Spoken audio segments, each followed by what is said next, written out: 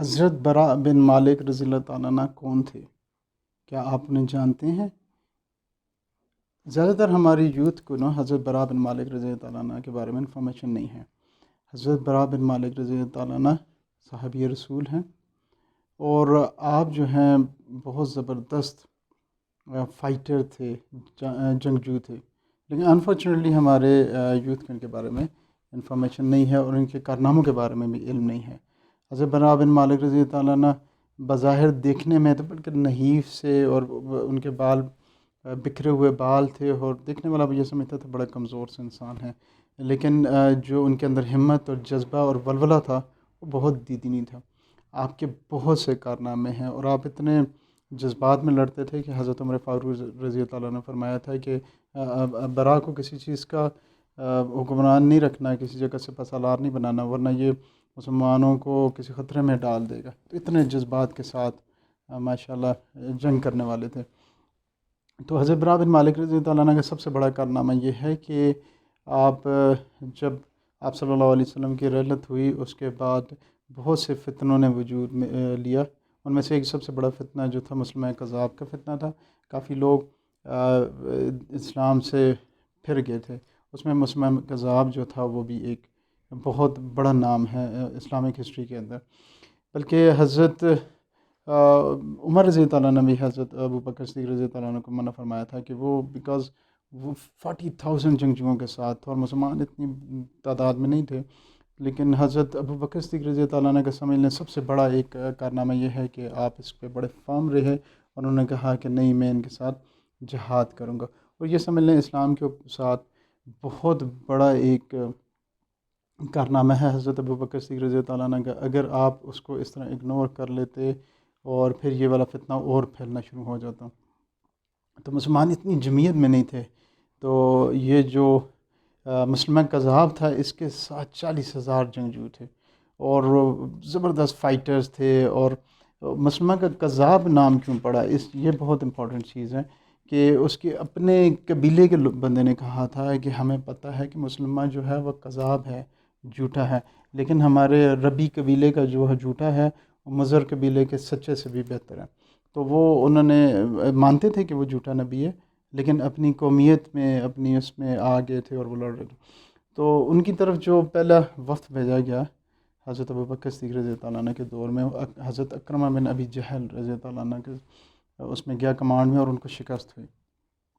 دوسرا جو وقت بھیجا گیا اس میں حضرت خالد بن ولید رضی اللہ عنہ کو کمانڈ دی گئی، اور اس میں حضرت براء بن مالک رضی اللہ عنہ بھی موجود تھے۔ وہ یہ کہ وہ تو آرگنائزڈ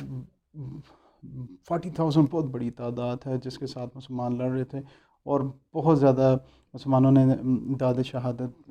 جام نوش کیا، اور لیکن پہلے پسپائی ہوئی۔ حضرت خالد بن ولید رضی اللہ عنہ کے خیمے تک پہنچ آئے، اس کی انہوں نے وہ رسیاں کاٹ دیں، اور جو ان کی ازواج تھیں ان کو شہید کرنے کی کوشش کی، لیکن پھر وہیں سے ان لوگوں نے منع کر دیا۔ تو مسلمانوں میں ایک بڑی اضطرابی کیفیت ہو گئی، اور آپس میں مسلمان بھی جو ہے نا وہ خفا ہونے لگ گئے، مہاجر انصار سے، اور پھر انصار مہاجرین سے۔ تو حضرت خالد بن ولید رضی اللہ عنہ نے وہاں پہ ایک نیا ٹیکٹکس دیا، انہوں نے انصار کو علیحدہ کر دیا، مہاجرین کو علیحدہ کر دیا، اور پھر ان میں ہر خاندان کے ایک گروپ کا لیڈر بنا کے اس کے انڈر سپا دی۔ اس میں حضرت براء بن مالک رضی اللہ عنہ کا بہت اہم رول ہے۔ حضرت براء بن مالک رضی اللہ عنہ بہت زبردست جنگجو فائٹر تھے، اور انہوں نے جب حضرت خالد بن ولید رضی اللہ عنہ نے ان سے کہا کہ براء آگے بڑھو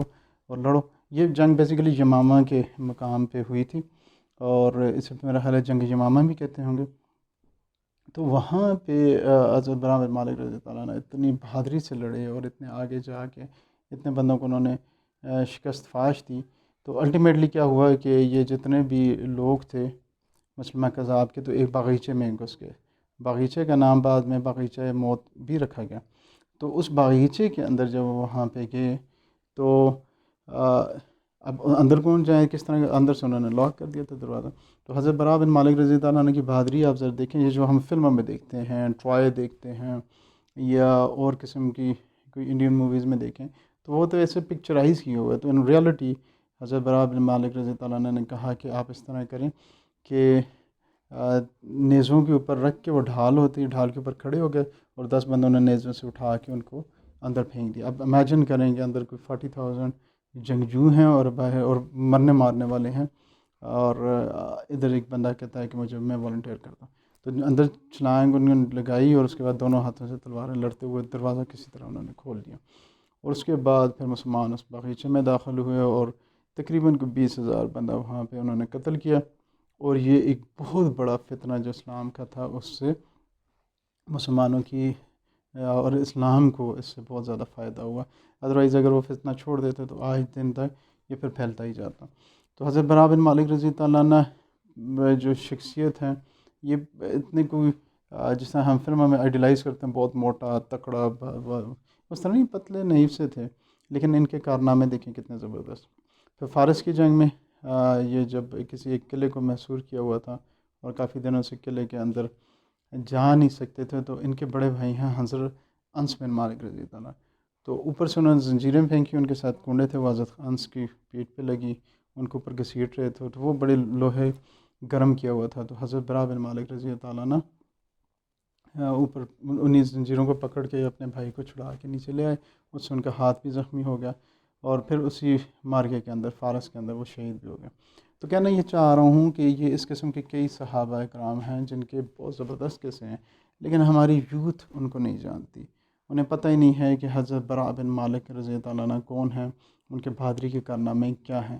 آگے میں آپ سے حضرت زرار بن ازور رضی اللہ عنہ کے کارنامے بھی ذکر کروں گا کہ ان کا اسلام کے اندر کیا رول ہے، اور میرا خیال ہے کہ 95% یوتھ کو ان کا نام بھی نہیں پتہ ہوگا۔ یہ حضرت براء بن مالک رضی اللہ عنہ، حضرت انس بن مالک رضی اللہ عنہ کے یہ دونوں انصار ہیں، ان کے بھائی ہیں۔ حضرت انس بن مالک رضی اللہ عنہ کا بہت کنٹریبیوشن ہے دین کے اندر، وہ بھی ہم کسی دن ڈسکس کریں گے کہ یہ گھرانہ کیسا ہے، یہ حضرت انس بن مالک رضی اللہ عنہ کی کیا وجہ شہرت ہے۔ تو اپنا بہت خیال رکھیے گا، اپنے کمنٹس شیئر کریں۔ اگر آپ حضرت براء بن مالک رضی اللہ عنہ کو جانتے تھے تو مجھے نیچے کمنٹ کریں کہ جی میں پہلے سے جانتا تھا، اگر نہیں جانتے تھے، اگر آپ کے علم میں اضافہ ہوا تو اپنے ساتھ اور یوتھ کے ساتھ بھی شیئر کریں اور کمنٹس کریں۔ اپنا بہت خیال رکھیں، تھینک یو، السلام علیکم۔